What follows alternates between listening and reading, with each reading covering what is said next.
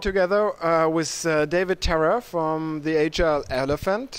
David, you have been also part of the Enterprise Soul Summit. You have been part in a discussion, but at the end you also were the spokesman of one of the groups within the hackathon we did. That's right, it was. And the task was to develop a social strategy, depending on, also based on all the learnings we did, we gained throughout the last 2 days. Mm-hmm. So when you think back of the aspects your group brought into, the building blocks your group brought into the social strategy, despite all the specific case study, what were the key points within that? Okay.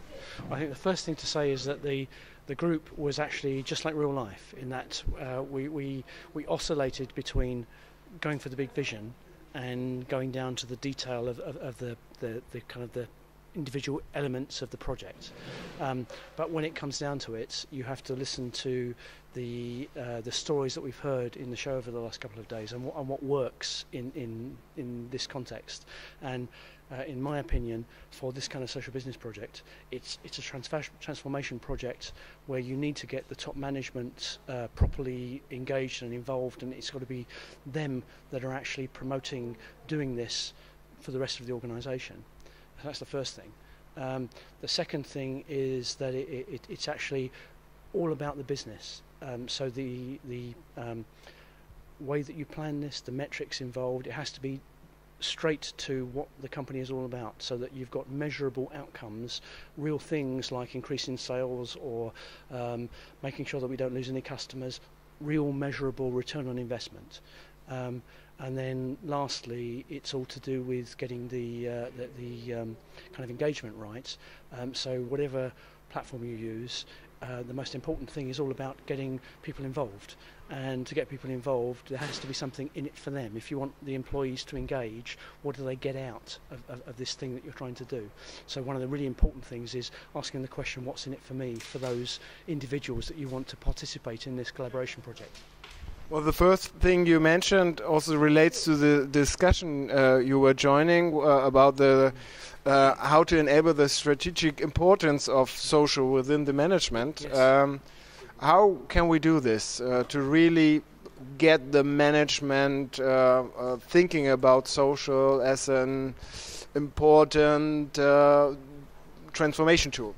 Well, it's interesting in that one of the things out of the show is that I think there's a kind of a divide between some of the people here and some other people here. There's kind of like two camps in terms of the way this topic is viewed.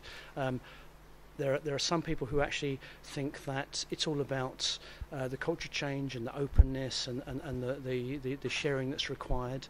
For me, it's actually about relating it to business results. So I'm one of the people that actually in some ways views these kind of social projects just like the ERP projects and the CRM projects and the software projects of the past, and to learn from those rules, from the mistakes we've made. So get top management commitment to actually making this work, to make it about real business benefits, to make social connected to the heart of the real business process, and that's the way we'll get the normal business. I mean, a lot of the people that are at this show are people who have actually been living social for a while. To a certain extent, we are preaching to the converted. We've got insiders here, and we all need to get better at articulating the real benefits of this kind of social business solution to the average business person who doesn't understand social media very well, doesn't really know the difference between that and social business and enterprise too, and also doesn't actually get what the real business benefits are. We have to start talking less jargon, more about real business benefits, and actually showing them this is really worth doing it. We've had some great case studies here. I mean, John Mill talking about Caterpillar, where they had better engagement and that led to 3 times less accidents. A real bottom line benefit. Or the Bosch case study was a really good case study with really good real benefits. And we need more of those case studies to actually kind of spread the word to the average business. What were other key takeaways you could take home with you?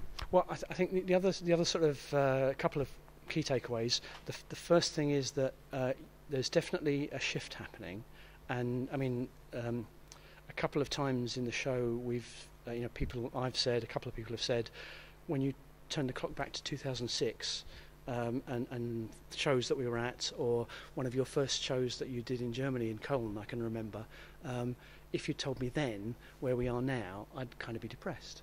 But actually, it's going to take a long time, and at the moment we're just at the point where social business enterprise 2 is going to cross the chasm and really become more mainstream. So I think that's one takeaway, and then kind of the other takeaway is actually all to do with the network side of things. There's been a lot of talk about the hierarchy and the way the hierarchy is subverted, and John Hasbund was here. He didn't say much about his hierarchy concept, but a lot of people have actually talked material around the way these tools kind of subvert and change the traditional command and control hierarchy of organisations, and the way that the network comes into play, and that's really important for the next phase of the way we develop these things.